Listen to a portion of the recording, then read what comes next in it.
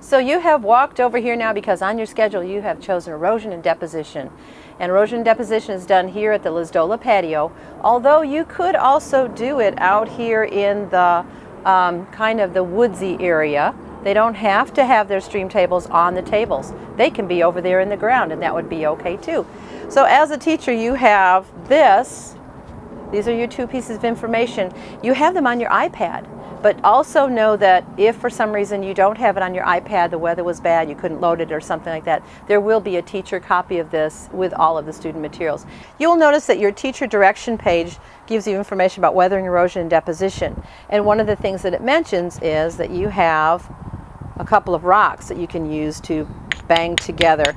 And if you'll do this over, say, a piece of white paper or something, and you can bang it as hard as you want, you can knock off chips, and what you'll end up with is some small pieces of rock. Now obviously you're not going to get big giant chunks, but as the kids are standing around they can see, oh look, there's some sandy stuff on top of the paper. So again, these are for your use, so if you would keep them with the teacher directions, that would really be helpful instead of on the ground, so the next person can use them if they want. You have enough materials for 6 different investigation groups, and we want the students to be doing the investigation. We're after the students reading the directions, which they should have loaded onto their iPad, all right? Because there won't be student copies of the directions. They do need to put on their iPad. Set their iPad on the picture frame holder, works really well, keeps it up out of the water and the dirt. The parents that you have as chaperones, they're going to be walking around helping the kids, but please help them to not read the directions to the students. The students need to be self-motivated and take their way through the process. So you have at the most 6 groups. You can have smaller groups, number of groups than 6.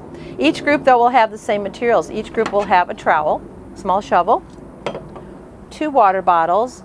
Notice that the water bottles are different. This is a rain bottle with a little dropper bottle top, and this one right here is going to be what's referred to as the flood bottle, so it has the red top. Stream table, all right, and the stream table has also a black rubber stopper which will eventually go there, and then as we work through the process of following their investigation, they will take that out. All right, so do make sure they start with one of those though. On the tables should be a tree cookie. Most of the tree cookies also have a number on them that kind of matches the table number, just so that when it's time to clean up, you know, the kids will get those back there. So you've got that because you're going to need that to help them raise up their stream table.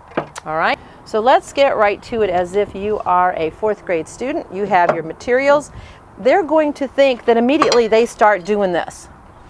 Get out in the dirt, but actually they don't. The goal to the investigation, so slow them down a little bit, the goal to the investigation is actually an engineering piece. Your team explores water interacting with soil. This is important when choosing a construction site. So they're thinking in terms of being a civil engineer. They have their list of materials, which should be the same things here. They're going to be using dirt. They get the dirt from right out here. They use their trowel and they dig. Now they can take turns with digging. They're not spending a whole lot of time on the digging piece though. They need to move through getting the dirt fairly quickly so they can get started on, again, doing that engineering part. All right, so let's say they've gone over there and they've used their trowel and they've got the dirt in their stream table. And just for the sake of time of shooting the video, we went ahead and kind of like on a little cooking show, you know, they have stuff already ready. So we have the dirt here. This is what they need. You'll notice the black strips here. You want to get the dirt filled in that space where these black strips are so they have enough dirt. If it's not high enough and not enough dirt, they're not going to see the impact that water has on layers of soil. Remember, we're doing an engineering piece. All right, so we have our dirt. We have our team of students right here. We have now our water bottle and our flood bottle. Important that they know the difference. Previous to actually doing anything, we are going to talk about the words soil erosion, agents of erosion, and soil deposition. All right? So what we have going on here is they find an adult and they explain those words to an adult. It can be a parent, it can be you, but they stop and they do that. Then they add their soil and then we're ready to go.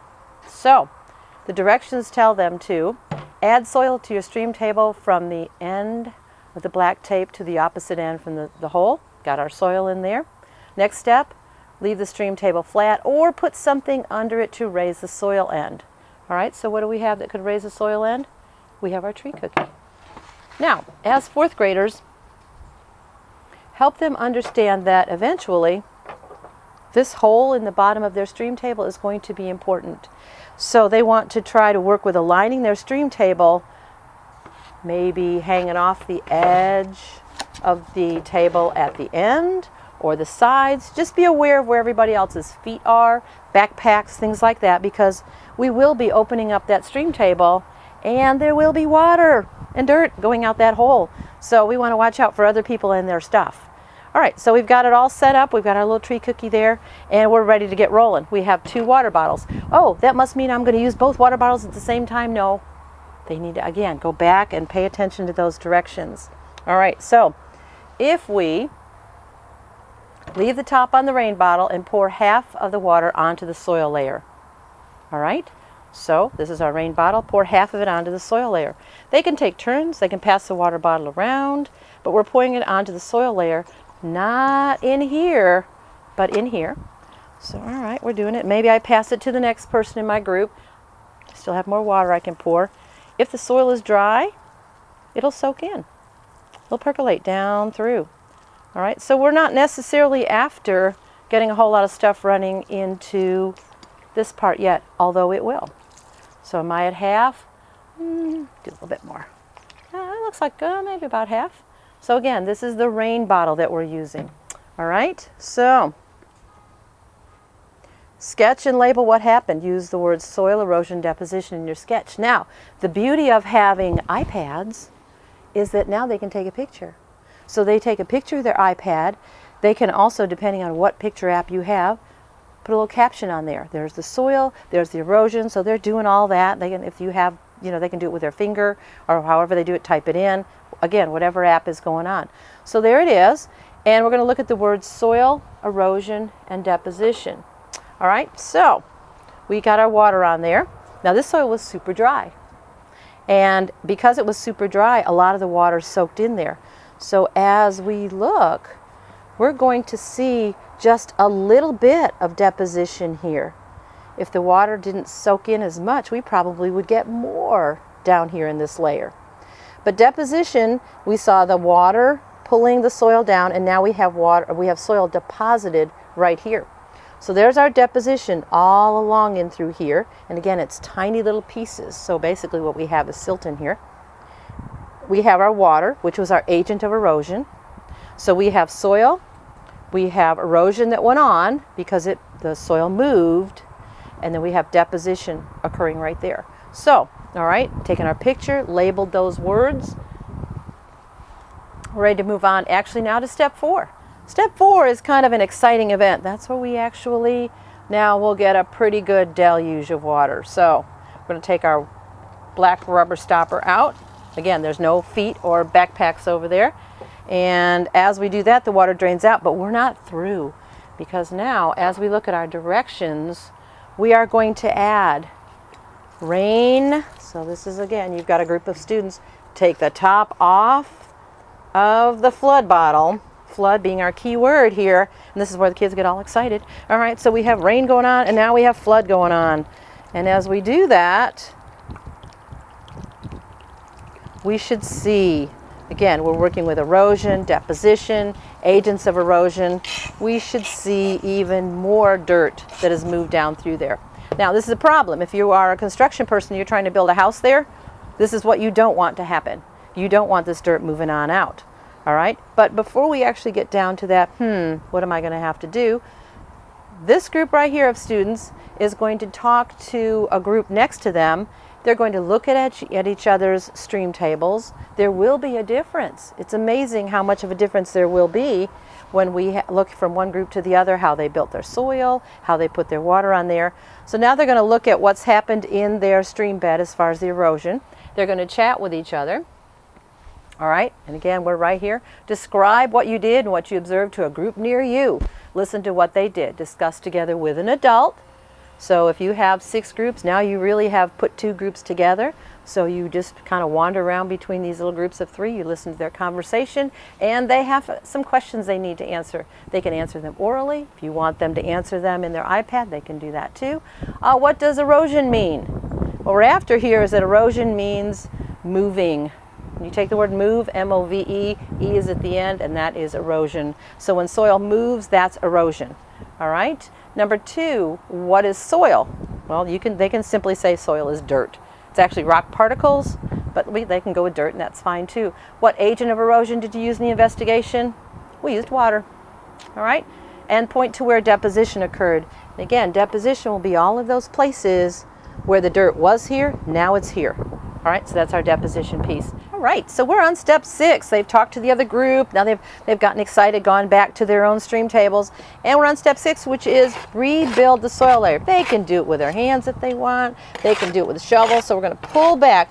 In other words, they're not adding any more dirt from out here in the little field. They're just moving it back. All right, so they rebuild their soil layer.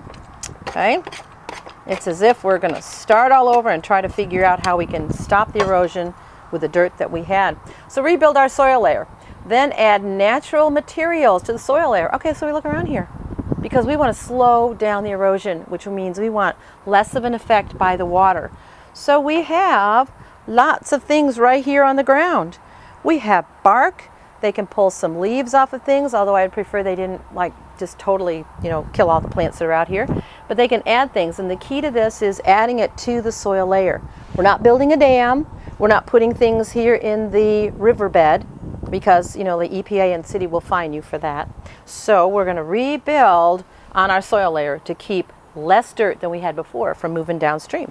So let me grab some things off the ground here. I can mash them in there, kind of press them in, smash them in there. Just lay them on the top. And I grabbed just bark pieces, but again, leaves are fine too. All right. Insects don't usually work all that well, so they probably want to leave the worms and the katydids and all that stuff where they are. So all right, we decide amongst our group, do we think we have it? And again, we're not putting a bunch of stuff here. We're not building a dam, just doing it on top of the soil.